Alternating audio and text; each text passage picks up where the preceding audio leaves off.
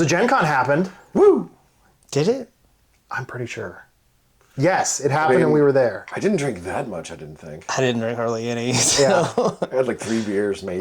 We were just total. taking... Three drinks total. We were taking Chad's excellent advice about not drinking too much. Drink less. Unless it's water.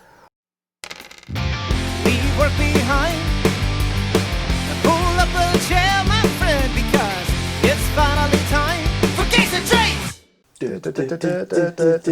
Chad singing songs. So, Gen Con 2025. Yeah. So, Gen Con 2025 is in the books, and it's sad because this is the worst time of year because it's the most time before we get to go to Gen Con again. The post-Gen Con slump. Yeah, the post-Gen Con lull.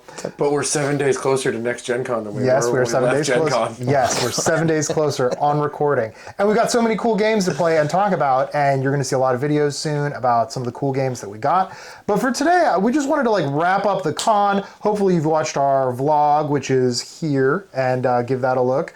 If you just like seeing my stupid face and commentary a little bit more. Yeah, the more it's somewhere in the imagination. Yeah, it's a real place. But yeah, I think we just wanted to talk about our experience this year, what we really liked, maybe some things that were missing or things that we wish were a little different, and yeah, kind of go from there. So let's start with all the positives, and that is what were our best experiences this year.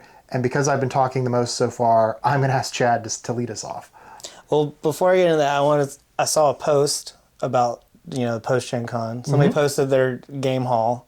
Yeah. And it was 60 something games. And we got a lot of them behind us. 60 something games that this guy got at Gen Con. And he said, which one should I play first? And one of the comments was do you just buy a new collection every year?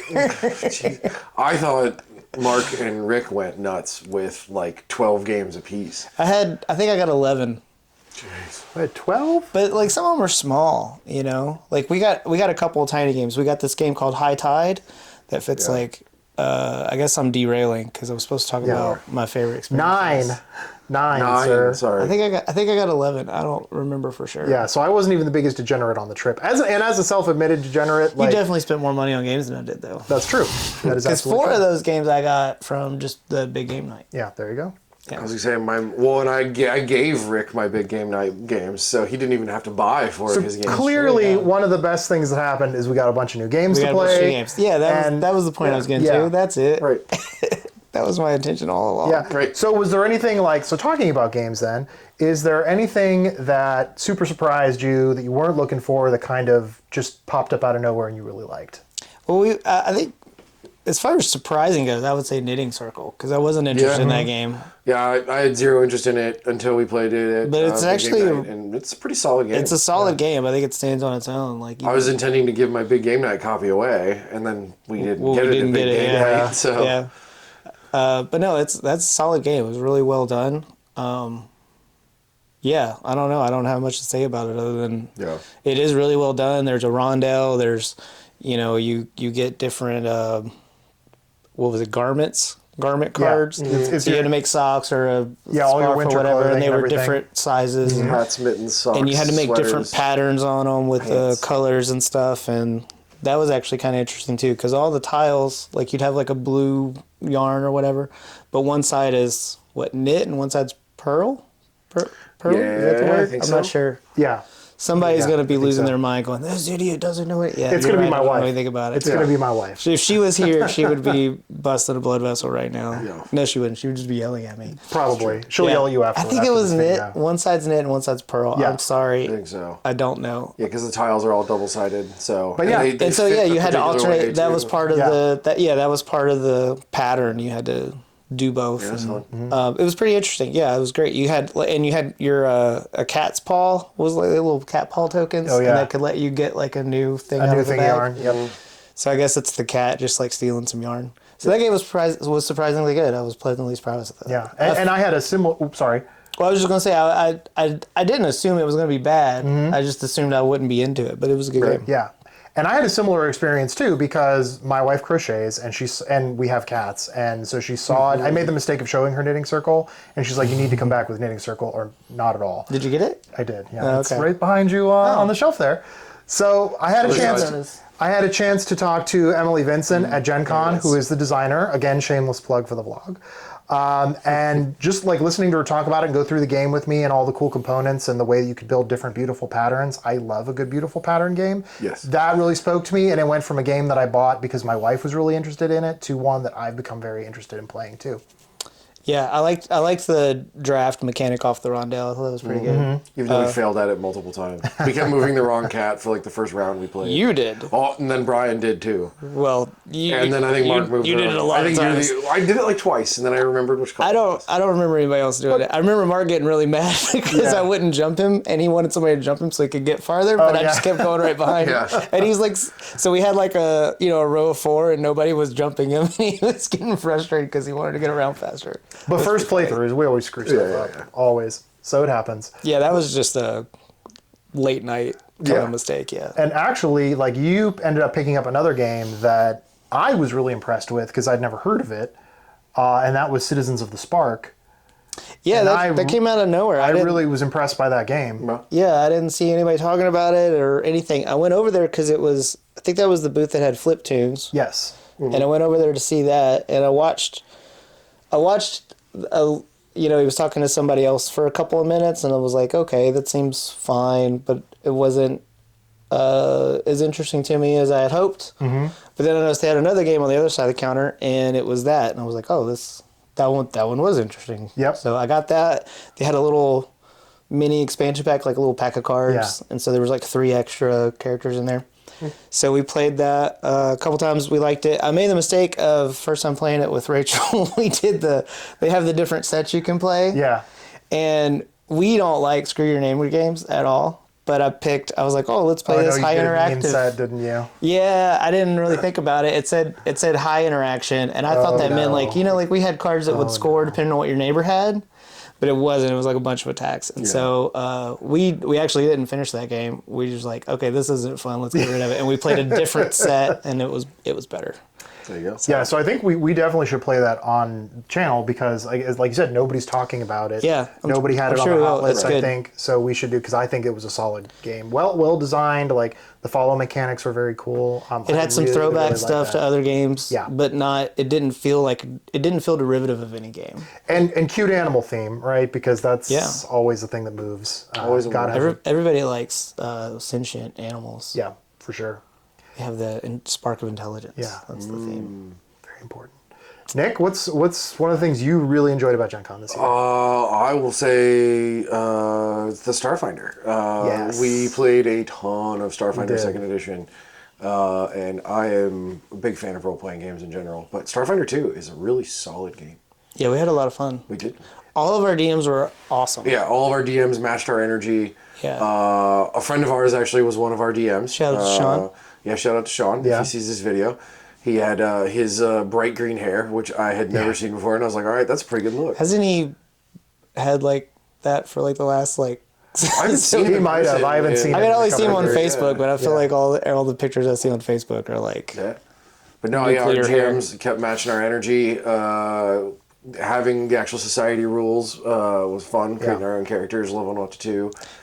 There was one or two GMs that you could tell, like you said, they all matched our energy, but there was one or two that like they had to go somewhere to match it, you know? Yeah. Like they started here and they're like, oh, okay, these people are like These this, people are and gonna goof off. they really came to us like on that kind of level. And then the fact that the two of you crushed a 7-year-old's dreams. We did. It was art. To be clear, it's a fictional 7-year-old in a module. In a role-playing game. We did not make a 7-year-old at Gen Con Cry. Yeah, As far as you know. yeah, as far as I know, we I didn't. might It was have. just him. Yeah, It's just right. And then immediately was it you and? Oh, it was me and the other guy at the table that we didn't know. We could not roll. Yeah, with a so 5 we to both save crit our- and destroy it, and then it was your turn, and then you just like it was the worst performance I've ever We seen. undid all of your progress. Yeah, we had a really good time with it. Of course, we really love Paizo's game systems. They're not for everyone. I think they've evolved into like just the right amount of crunch. I Like, think so, yeah. It's that sweet spot, I think, between where, like, for me, D&D 5th edition doesn't like have enough cool customization choices. It's kind of feels there's a lot of things that are real samey. And one of like the super crunchy systems, which an example is evading me at the moment, But I like where Pathfinder and Starfinder are right now in their third or their second editions. I really think they're in a really good place. They kind of do love Society. They kind of do the complexity of Pathfinder and Starfinder like a funnel, you know? Like if you go to make your character and you're like, oh, I just got to pick like 3 things, you know? But then you're like, oh, but then I got to pick this and then I got to pick this. Like it keeps going, but it, you know, it's done in a way that starts you out easily and then you drill. Yeah. Right. Instead of, Well, I don't know. You can still build a mechanically complex and satisfying character, but then you have, I think, Chim's plug for the vlog. When you talk to the creative director of Starfinder, she mentioned there's like 60 different ancestries that are in the works for Starfinder. And so it's like, you can be a giant floating brain, a cat person, a giant lizard person, a 4-armed, low intelligence Mike. I forget the race he was playing, but he was the large size 4-armed thing and just wanted to hit things with an axe.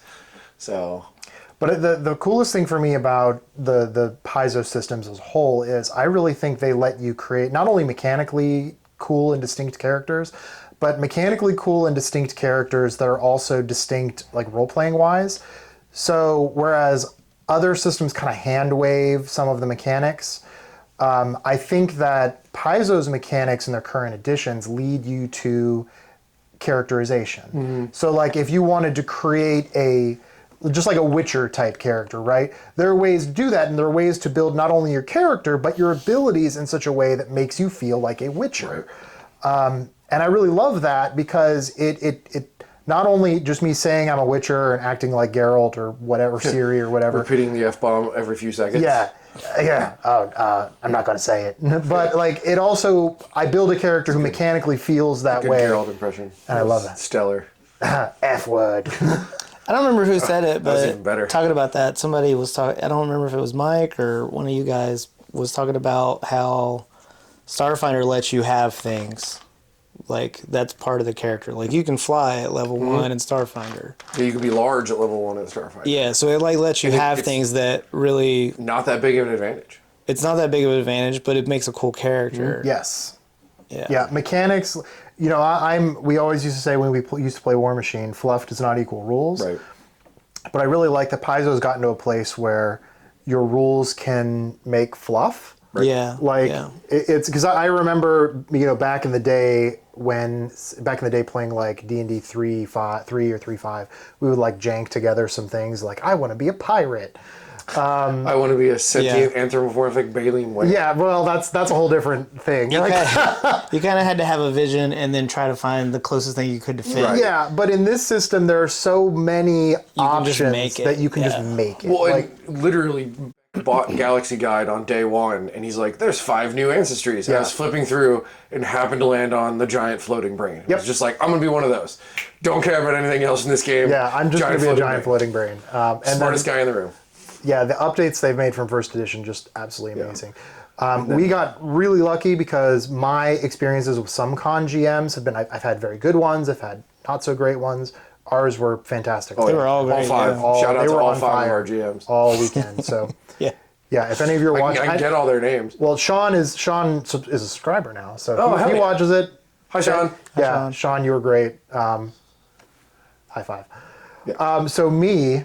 Well, I was going to say, and my surprising thing... Oh, yeah. I am going all the way off the board. I demoed the new Warcrow starter. Songs of the Dormant. I've demoed... So Warcrow is Corvus Belli's new fantasy skirmish game. Last year at Gen Con, they came out with the first 2 factions in Winds of the North, I think is the name of their... It was the Orcs versus the Alliance. It was Horde versus Alliance. Yeah. But the serial numbers filed off. This year, Song of the Dormant is standard Germanic knights called Feudum, and then the Scions of Yaldabaoth, which is a horrible, awful, flesh-crafting monstrosity faction of, like, what remains of an awful You can see my empire. eyes getting bigger because this is a Rick thing. It was really fun. I really like where Warcrow is going. How long do the games last? Like for like a full game? Actually, I just Ben and another guy played it at the store yesterday. They played in under an hour, a full game, like That's- while that's BSing and pretty like good. talking to 2 new players. Sweet. That's what I'd like to hear. Yeah, because it's a skirmish game. It is typically 3 turns of 3 activations apiece. I think it was either 3 turns of 3 or 3 turns of 5. And you can, like in Infinity, you can activate the same guy multiple times. Right. But he takes penalties the more you do it. Yeah. And so eventually he reaches a point where you cannot activate him again. Oh, nice. But he may be your strongest piece, so you need to activate him multiple times. So it's a fun looking game. My only complaint is proprietary dice and proprietary measuring sticks. But Yeah. Yeah. Same problem I have with Legion. I don't mind the measuring Yeah. sticks so much. Like I really like how Legion did measuring. Same. So I don't mind that too much. It's better than having to buy a tape measure and then I've run into some issues with certain people with that. So Warcrow breaks the golden rule. When measuring your movement in Warcrow, you measure from the front of your base to the back of your base. I think you gain 2 extra strides. I think that's great, About to be 30 honest. millimeter. I think it's awesome. I'm so used to War Machine, Warhammer. I'm used to everything, which is front to front. Legion's front to back, front. and I think it's way better. It's way better. Yeah. I don't know why that would be breaking a goal. I don't know why that'd be a golden rule because it's way better that That's way. always been a golden rule for me. I think For a lot Marvel of games, Crisis for a lot of Protocol miniature has the games. same, Yeah, the same front to back measuring, but Front to back I is haven't way played better. Marvel Crisis Protocol because you in can years, so. hold the mini, you put the tool there, and then you pick up the mini and you move it, and then it's very above cleaner. board. It is and cleaner. cleaner It is and cleaner, easier. yeah. Yeah. But I mean, if that's the expectation when you're designing the game, that's how you design the game. Yeah, The mod- and balance then the models. and it also makes things not. I like when things are abstracted a little bit. That's one of the things I liked about Infinity is you're rolling a d20, so it's not just like I have 1 in 6 chance or whatever. Like Right. it was kind of in threes, but there's only 20, so it didn't. Right. It abstracts that math a little bit, and I think the measuring tools like that do too. Because someone with a larger base has a larger movement because they're larger. Correct. That makes sense to me. So Yep. I like that stuff. Excellent. Good deal. So I had a few things that I really, really enjoyed. So in addition to Starfinder, which was definitely one of my things, I was super impressed with the implementation of the 2nd edition. A couple of games that I liked more than I thought. Echo Knitting Circle. Again, it turned from a game that I was going to be obligated to buy to a game that I've become very excited to play. War Machine. I was kind of impressed by. The models do look good. The models are great, and I did, again, I'm not saying that just because it's another plug to the vlog, because I did get to talk to a member of their design team, but I think the direction of the game is something that's very good compared to where it was under its previous ownership. I feel like they've got a group of people now who understand the game and who kind of like will be good stewards of it. The models are fantastic. I did put some examples. I wish I would have recorded my demo, but my battery was dead and I didn't have a backup at that particular point. So very impressed by the game, very impressed by the direction and the people working on it thus far. So I may try it, but yeah, definitely no promises. The single greatest miniature to come out of Steamforged is the Dire Troll that is using a shark as a melee weapon. Yeah, I did It is see that. literally just holding a shark by the tail, swinging it at people. I did That's see pretty that, fun. and that was pretty good. I didn't understand the factions. I went on their website and it looks like they took 3 of the old factions and just did some factions. They of them. condensed them, yeah. So they condensed, like, if you were an old War Machine player, which probably a lot of you aren't, in the old game there were how many factions when we like at least a dozen? 6 or Well, War 7 Machine and Iron Hordes, Kingdoms there was- with a mercenary. Yeah. Then you had 6 or 7 Hordes Yeah, factions. so at least a dozen factions. So they really condensed them all into like. But now there's larger like 2 groups. Khador and 2 Sigmar Yeah, and then 1 So Krix. there's a holdover version of all the factions where you can play everything that's old. Well, I saw the Legacy, but that didn't even have. So the Legacy now that had has a lot a of new stuff set missing. of rules that is a subset of factions. So, for example, they're also combining factions. Circle and Everblight are now a single faction. Or an offshoot of Circle and Everblight are a single faction. So like Warp Wolves are now like messed up and Everblight infected. And then like Krix and Ios, Retribution have merged. Yeah. And so like there are a bunch of undead running around Ios. And so they're kind of... Well, yeah, like the old Khador faction, they've kind of split into. There's the Old Witch has like the Eldritch faction with like Vlad and everyone. Umbri, and then the yeah. the Umbrian faction, and then there's the Winter Guard or Winter Corps faction, which is all the traditional military from Khador. So it's condensed quite a bit, and then kind of split off from some of that condensation to make it sub-factions that are very flavorful. It's very reminiscent of the way that Games Workshop has done some of their organization of some factions, but I think it has a lot of promise. As an original IP, it's always been really great. That's what led me to the game in the first place. But I think they're doing some really cool things, and I think that they have a lot of potential. It went from a game that was completely off my radar, I barely looked at my stuff in years, to it's now kind of on my radar to at least give it a try. And paint some of the minis because they do look great. Yeah. Another game that I saw and ended up liking more than I thought I would like is Koi, which we did a video of the demo gameplay, and after Nick talked about it, I thought I was going to enjoy it because it reminds me of, was it Arcadia? Or not Arcadia, but the game you brought to Cabin Con with Acropolis. Acropolis, thank you. It reminded me of Acropolis, and it has the building set where you're trying to build out your pond and put your fish in it and build different pieces of it and different improvements to score points. But seeing it played, it just looks like a super chill game. Unfortunately, Favorite kind. Yeah. Unfortunately, by the time I saw the demo, I was pretty much at my budget. But I was able to Jedi mind trick this guy into buying it, so we will definitely play it. And we're never playing it now that you said it that way. Now, You done messed up. Rick just has to buy a copy when it hits retail. if I have to buy a copy, I'll buy a copy. But very, very impressed by that game. I know it didn't get a ton of pub because it is kind of a more laid-back, chill game than a lot of the games that typically get a lot of pub at something like Gen Con. But yeah, that's true. It is worth your attention, I think, for sure. Well, and even the dev was saying that copies, like once people saw it and were demoing it, copies were flying off the shelves. And I noticed that too. I noticed it in the morning. They had run a out bunch of one them. day and They ran out two of the They 3 sold days. out the first 2 days. Yeah. They sold out of their allotment. and then restocked. which Yeah. I think that's a pretty good sign when an under the radar game comes to Gen Con, Yeah. people see it and then they start buying it up. Like I think that's really indicative of the quality of the game. So the guy at the booth did tell us that there's a third leg of that style of game coming in 2026, like where they did Bonsai, then Koi, then they're going to do something else, like kind of in that whole Japanese culture theme. What if they do I'll a definitely sand garden? I was gonna say, that like would be like a garden, real sand obvious thing they might try, but like I'll buy it. I mean, I like all 3 of both the games. So we were far, at a so. party one time at like a really nice place. Like it was somebody's house, but it was really nice grounds, and they had a Zen garden, like a real Zen garden. And we needed to get to the other side, and so I started walking on the blocks around the outside, and Rachel starts going down the middle. I was like, I don't think you're supposed to do that. She's like, it's fine. What's it for? And then the guy comes around the corner. He's like, get out of my garden. He's like, what are you doing? It was Rachel, really you've funny. been called out. it's like that scene in Ted And then she had Lasso to- where he's she like, had get to off the pitch, She get had off to the rake it pitch. back.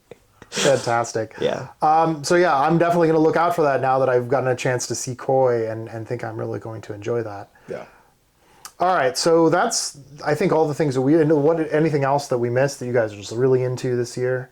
I didn't get to spend much time in the dealer hall at all. Like I had a ton of painting events and a ton of Starfinder. Yeah. I did the full dealer hall thing. We did get a really nice little, it was called High Tide. It's 2-player, very portable, very easy game. So if you want like something... Yeah, you picked that up at the Learning Games, I think, or Thinking Games booth. I don't remember what game, but I was there Yeah. buying something else. And I was like, oh, what's this game? Because we like to have those little portable 2-player games, take camping and stuff. And she was like, oh, it's all the rage and everybody's buying it. I was like, oh, I should totally buy it then. She's like, yeah. So I bought it. And Yeah, it was the booth that they were next to Everdell, because you and I stopped at the Everdell booth to get Duo. And then next door was that Thinking Games, and they're the ones who make... I bought something else there. Maybe that's where I bought Everdell. They had their own thing. I bought something else there, You did. I don't remember what it was. which is why I stopped. But then I just added they're on the company that. that make the genetics game where you're growing pea pods. The Oh, Mendelian experiment. Genotype. Genotype. Genotype and... And they also what else make was it? Ion, and it's a really cool, like, science-based. I don't remember what else I I always bought stop by there. their booth and see what they have, because I have a couple of their games. It was really cool though. That's a cool. It's called High Tide, and it's just a cool little kind of like, I don't know, like a chess or like a checkers kind of thing, or just a real simple mechanic and easy to play. It's one of those that's going to be really frustrating, hard to win kind of thing. Yeah. I know those It reminded me, when she gave very well. the pitch, it reminded me a lot of like Boop. Like a similar like piece placing, piece trading, piece taking type of game. Yeah, all you do is you can only, there are 2 colors and a neutral color, and you can only move your color or the neutral. Okay. I think you can move the neutral, and you have to go up if you can go up. Okay. You can't go down. So if my piece is next to yours, I can take my piece and stick it on top of yours. Okay. But if my piece is higher than yours, I can't. But then on your turn, you could put yours on top of mine. Yep. But then maybe I got this one over here, then I could do it. So then the board changes as you stack things, and so you got to create situations where Yeah, where you're jumping. right. So it's real easy and it's pretty fun. Nice. Yeah. Very cool. Oh, another game I saw that I didn't get a chance to pick up because I think they ran out of it was Ruins. Yeah. Which I know got some late buzz as a game to kind of look out for. I did see a demo of it, and it was pretty neat. It reminded me of Mystic Vale a little bit, and it's that card building kind of game, which there aren't a lot of examples of on the marketplace. So I will probably stay on the lookout for that because I think it was only like a $20 game anyway. So there's also the one that was coming to Kickstarter soon that was like, it's a river and you have to drop marbles. 12 into the Rivers, thing. yeah. Is that 12 I put Rivers? some video of the gameplay there, and then That looked cool. fun. yeah, it did. It was The board looked fun at least. Yeah, Right. it reminded me a lot of Potion Explosion, like Yeah. the very satisfying marble Right. dropping. and Or everything. like the Fireball Island. Like I like moving mechanical parts Yeah. as part of gameplay. It does add something to gameplay if it's well done, for Correct. sure. There have been some games that are pretty bad. Yeah, for sure. At that, but. And then as far as like talking about a couple games that I know are coming to Kickstarter relatively soon that I'm excited about, Cascadia Alpine Lakes, which I got a chance to get an overview of. Really excited about that and the changes they've made to update the Cascadia formula. Camp Grizzly, which if it sounds familiar, it's because it's kind of a grail game for a lot of people. It was a limited print run horror, like slasher horror game. That is like almost $1,000 for the game and the Yeah. expansions. That is their reprint is coming to Kickstarter in the next 2 weeks. So I'm gonna back it. Like Yeah. I've You're that's a been horror on my movie list of aficionado, so of course you are. yeah, it's that's been on my list of Grail games for the longest time, but I've been willing to spend. But now I'll get all of it for sure. So there's really neat stuff coming up that we were able to take a look at. Oh, yeah. And that's going to be really neat. So going from like the positive to maybe like some of the things that weren't as great this year, and I'll lead off. I'll lead this one off.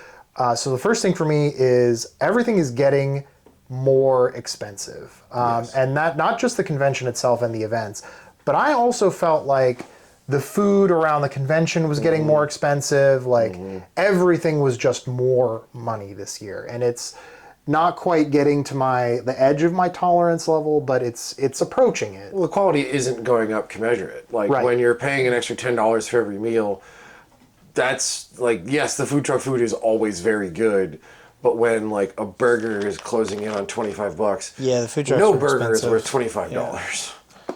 Food trucks felt very expensive. I mean, I know inflation's been out of control the last couple of years, but there were a few games that I got that I thought I was surprised how cheap they were. Yeah. I don't remember which those were, but I remember there was one or two that I thought it was going to be like $40, $50, and it was like $20 or $30. Right. Yeah. So there were a couple of nice surprises in there, but yeah, everything was pretty expensive. Yeah, Propolis is one of the cheaper ones. Knitting Circle was relatively Propolis is inexpensive. really cheap, yeah. But yeah, small form factor-ish games that were really good, but just were pretty inexpensive. But overall, I felt like one example is going to be True Dungeon is really getting up there. Which, as much as I love it, it's starting to push the edge of my boundary. Yeah. The puzzles and the fights were pretty good this year, but at the same time, like, pretty good. A lot of money. Pretty It's a good lot of money. doesn't lot of make money. it worth like twice the cost of a ticket. Right, and I think Yeah. I think it's more than doubled in price since we started going to Gen Con. And I know what they're Disneyfying. I think they're Disneyfying a lot of Gen Con, meaning that they're like trying to find the upper edge of people's tolerance for Right. price. So like it keeps breaking records, and I'm sure based on the number of people, it broke another record this year. So like I think with badge pricing, with event pricing, they're trying to find like when they can make the optimal amount of money, which it satisfies the MBA in me, but it also, like I often say, MBAs ruin the world. Well, accurate and inaccurate. Yeah. I understand it. I just don't love it. You're what's wrong with the world, Rick. Sorry. I try and use mine for good and not for evil. Excellent. Or maybe it's just that I'm not high enough on the ladder to use it for That's evil. right. You haven't been offered enough money to ruin everything. Yeah, true story. So yeah, pricing for me, a little bit of a negative, starting to get a little bit more negative. Any downside? I'm going to cheeseball it. I got a negative that's not a negative. It's kind of a positive. Is it you work too hard and you care too much? Yeah. I'm one of the most humble people I've ever met. No, I was gonna say that I felt better physically and emotionally and all that after Gen Con this year than I hadn't been in a long time, and it was always a draining experience. You come back and your voice is sore, and like you got the sniffles or whatever. And I didn't feel that way at all this year. I felt great. So I didn't do any tournaments. I think that's probably what had to do with it. Like when That's you're a big just thing. grinding in one of those giant convention centers with 100-foot ceilings or whatever, Right. and the fluorescent lights for 12 hours, it's pretty rough. Yeah, So. we were talking about that on Sunday. Yeah. Like, I remember going for, like, old War Machine tournaments. I've entered Infinity tournaments. Yeah. And, like, the day after my tournaments, if I only had one, that day was always, like, the most tiring day, or if I Yeah, had more. I'd like to have a I'd get game beat up. instead of, Yeah. 6. So I was going to say that earlier, but for my pseudo-negative, it's not a negative, but it was disappointed in it, but it was good in a different way. That's why good. I'm bringing it up. So I got Trekking the World, and that game wasn't as, I don't want to say complex as I expected it to, or as complex as I wanted it to Yeah, be. that's the second edition, yeah. Yeah, I didn't play the first one. I played Trekking Through History Yeah. like a couple years ago, and I really liked that. And I felt like that game was just a little bit more weighty. Mm-hmm. And then Trekking the World was a little bit less weighty than I would have liked. So it wasn't as compelling as you... It wasn't as compelling, but okay. it is good, and it's got some really good design elements. I think it's really well done, and I think it's very accessible. So, like, my kid likes to play it. Oh, I mean, she's that's- 17. I'm not talking about, but she's not a board gamer.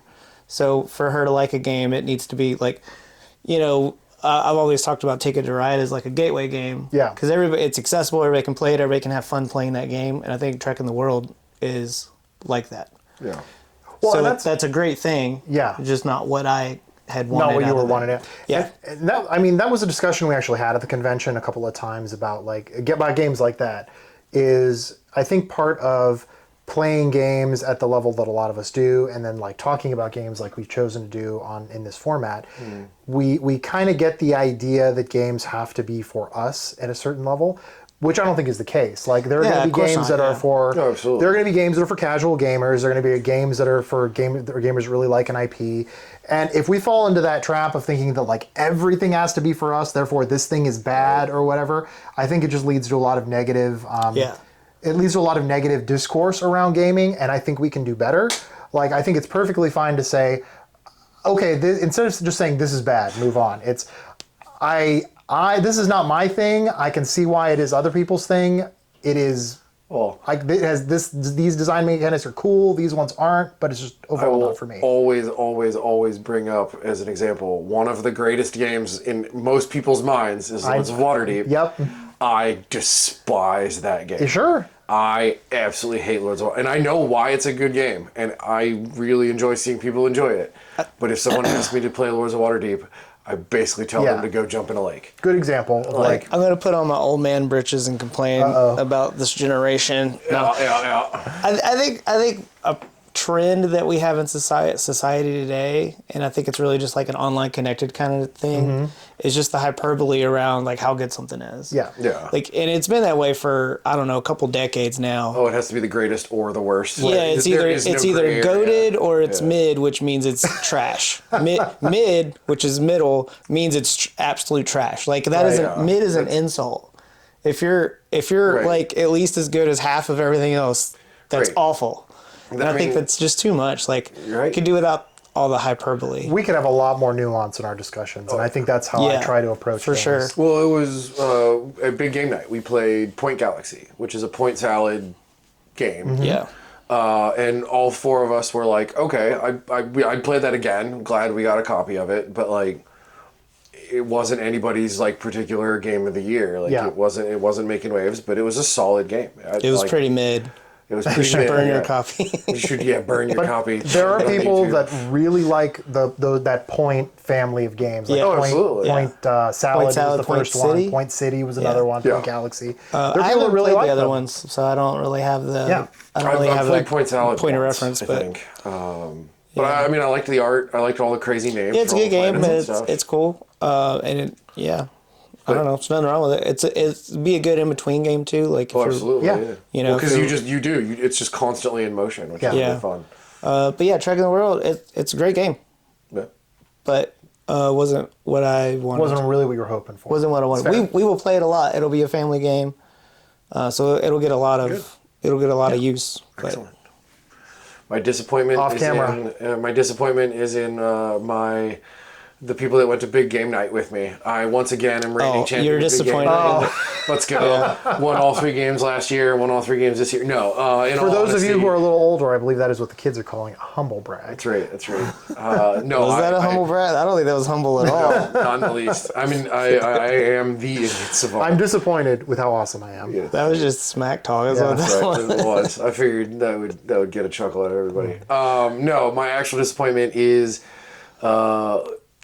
kind of Before we move on, I want to throw an asterisk on that. And did say he moved the wrong piece multiple times. Hey, we don't know for Tainted. sure what would have happened. tainted. I mean, I absolutely crushed you guys at Propolis, so You didn't crush us. You beat me by like 2 points. yeah. Except Mark and Brian had like 5 points total versus you and I were up in like, the upper teens. We crushed them. No, I needed to stop the bleeding in that game and just beat you because you had an engine going that would have absolutely rolled me had I let you have 2 or 3 more turns. Yeah, 2 more turns. And if Brian hadn't hate drafted something, that card would have been worth at least 10 points for me. Yeah. So you beating me by like 2 to 4 points or whatever it was, like wouldn't happen. But No, So my, what was your my actual disappointment? And it kind of always is. People disappointed in myself. I'm disappointed in myself. I could have done better.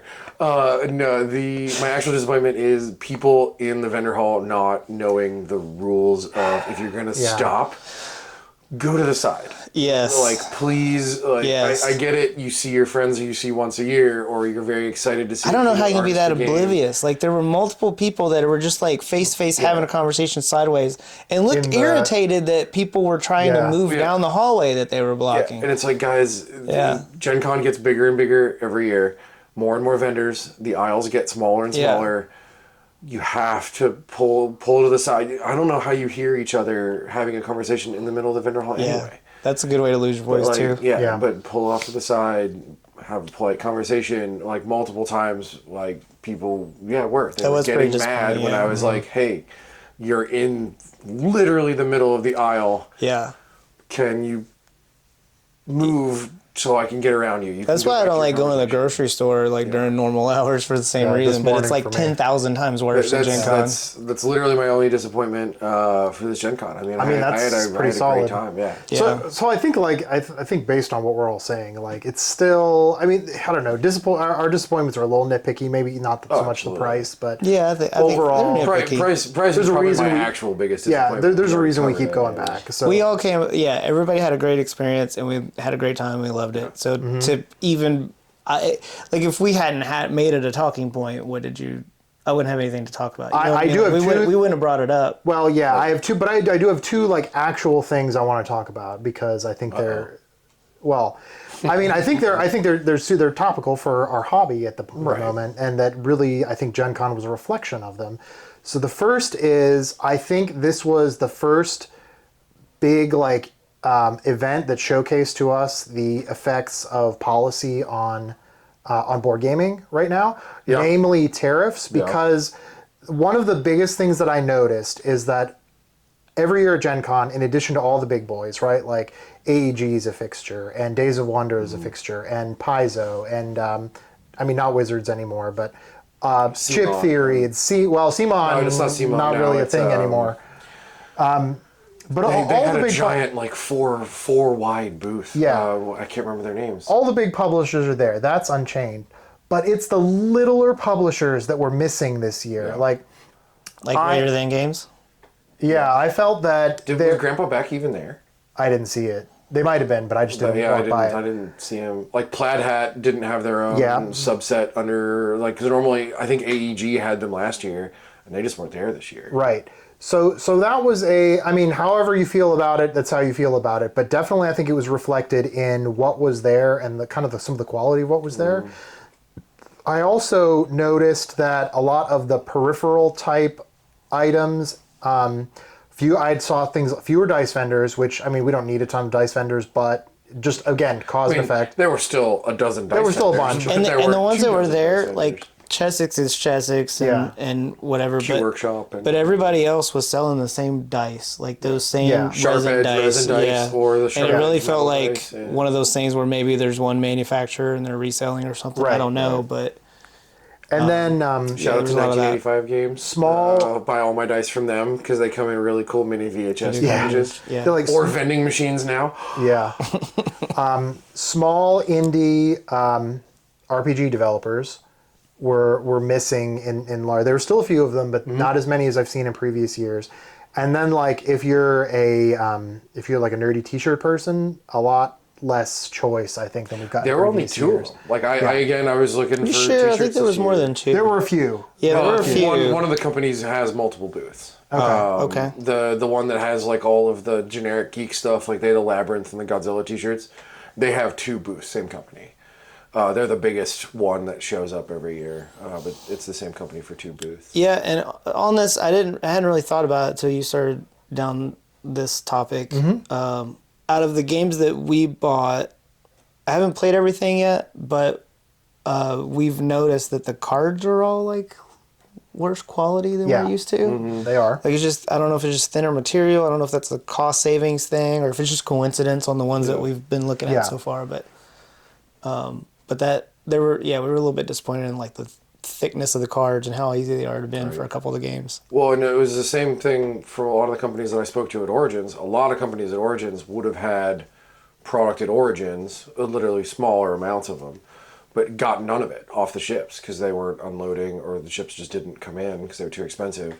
And so had a crazy amount of stock at Gen Con, luckily, because then they were able to sell through a decent amount of it. But yeah, it was real weird to see actual knock-on effect of what happened to the board gaming industry. Yeah, I mean, actually trickle-down effect of tariffs and how they're affecting the board game industry. Like, and we're going to see more, right? I mean, it's going to take more time for us to really see what the long-term effects are of policy. But definitely at Gen Con, it was disappointing to see how it has impacted the convention already.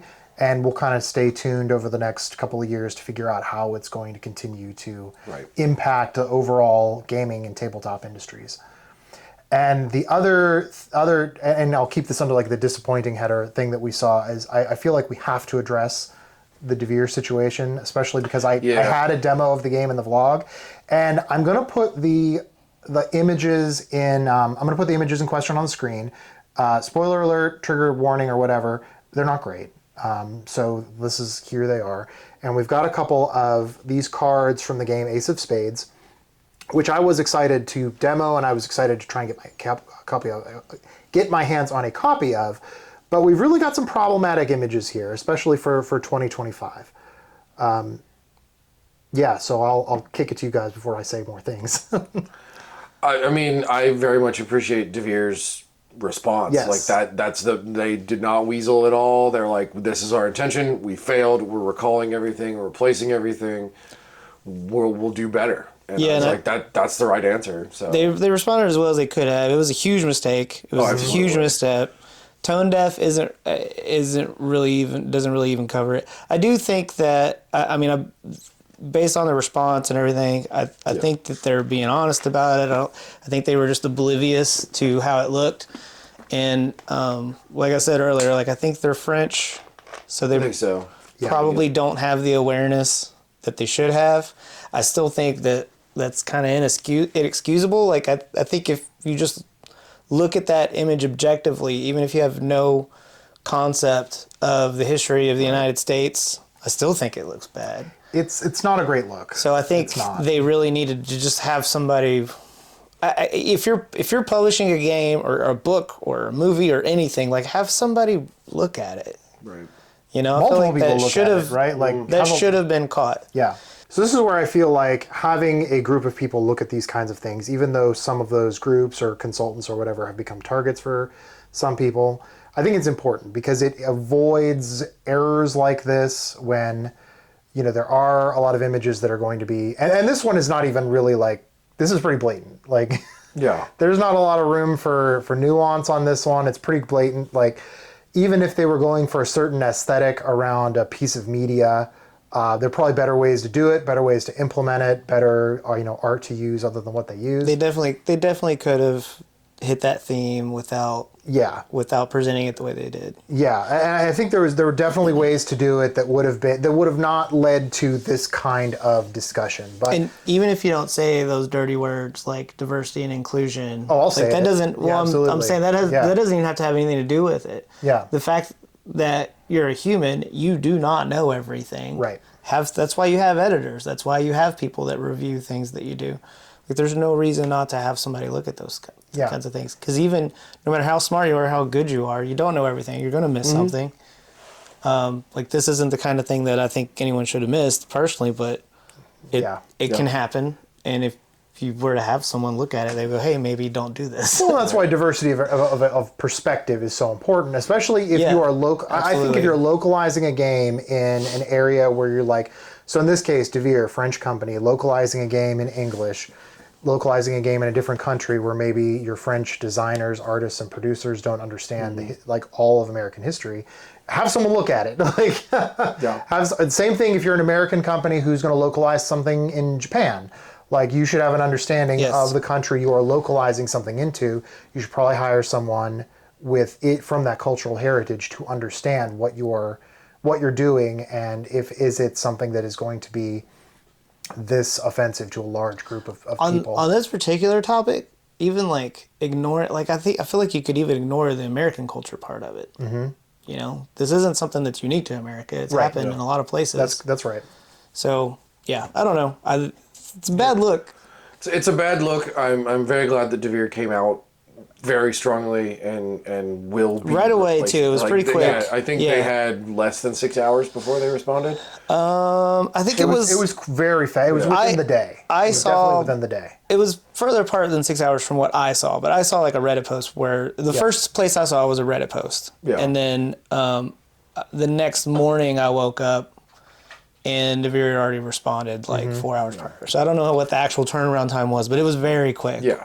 It was basically immediate, and there was no hemming or hawing or excuses. It was, I very much appreciate that. So hopefully they're able to process everything and get, because from everything I read about the game, apparently it's a very well put together game, and it was very sought after. Cool so Are we going to talk about the Harry Potter thing too? We don't really have to. Well, it didn't really relate to Gen Con, so we can. Sure. We were talking about responses, and so we can contrast it. They're donating all the profits to charity on that one. Yeah. Oh, are they? Yeah. CG, okay. Yeah. Although that's a good response, I think. Yeah, they're still making a deal with fair. Joanne. Yep. Deal with the devil. But this is the way. I know a lot of people when this first came out, that this was the because I mean I demoed the game. I didn't see the cards in question, like They were apparently not in the demo version. which is a terrible look. Yeah. Another terrible look. Because I guess again, this could be a knock-on effect from our prior conversation. The demo versions available might not have been full versions. Sure. Due to That's not being fair. able to get them here in time. Got it. Because the demo versions were not the production version. Yeah. There was a lot of ado about the game during Gen Con. Yeah, Like, there was. I heard about it multiple was. times without having seen it myself. I didn't even know who the publisher was. I just heard the name over and Yeah, over again. the line to the Devir booth was impressive on day two. Like this was a game that clearly got a lot of buzz at the convention. And nobody saw this card. Nobody saw it at the first couple of days. It wasn't until after the con that I think somebody really They went home and noticed. opened their box. Yeah, exactly. Yeah. But so early on, I mean, the last thing I really want to address on this one is early on, I know there were a lot of people who were taking a pretty hard line stance around their personal response to Devir and like not patronizing them anymore, not just this game, but other games. But I think this is another like nuance kind of thing for me is that I think this is the way we want companies to respond to this kind of incident. And that's where I would caution you that even though it's not a great look, and I'm not going to excuse in 2025 that kind of imagery being in a shipped game, at the very least I can understand and acknowledge like immediately taking responsibility in a non-wishy-washy way, recalling the items and replacing cards for free to anyone already purchased it. This is exactly the way we want gaming companies to respond to these kinds of things. So I will not boycott Devir or like... From a personal responsibility standpoint, Yeah. you have to provide the feedback that you want. Mm-hmm. So when someone does a bad thing, you need to not positively feedback, right? But when they do the right thing, you have to provide positive feedback there. Yeah, and that's what I think happened here. I think that they messed up super bad, and their response to it, I don't know how it could have been better. I mean, there's no excuse for it. No, I don't know how it could have been. So yeah, I mean, if they told you to buzz off or something, be entirely, I would never buy another game again. Truly, their answer was refreshing. After It was very refreshing. After years of varying levels of corporate scandals. Yeah, and even like PR talk and stuff, it wasn't any of that. It was like, nope, we messed up. We're going to do everything we can. Here was our intention. We didn't do it right. Yep. We're going to recall everything. We're going to replace everything. So I think you have to give positive feedback when someone does something correctly.